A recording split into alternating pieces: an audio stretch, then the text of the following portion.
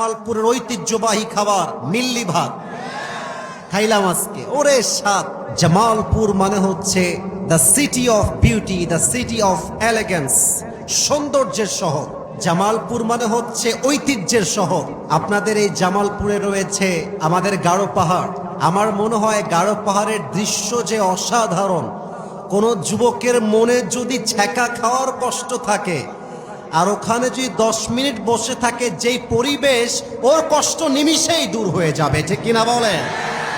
আমাদের জামালপুরে রয়েছে সরিষাবাড়ি, আমাদের জামালপুরে রয়েছে জিল বাংলা সুপার মিলস লিমিটেড, যেখানে বাংলাদেশের সবচেয়ে বেশি চিনি উৎপাদন করা হয়। আমাদের রয়েছে যমুনা নদী, আমাদের রয়েছে ব্রহ্মপুত্র নদী, আমাদের রয়েছে জামালপুরের ঐতিহ্যবাহী খাবার মিল্লি ভাত খাইলাম আজকে। ওরে স্বাদ! মিল্লি ভাতকে আপনারা মনে হয় অনেকে বলেন পিঠালি, তাই না? পিঠালি বলে।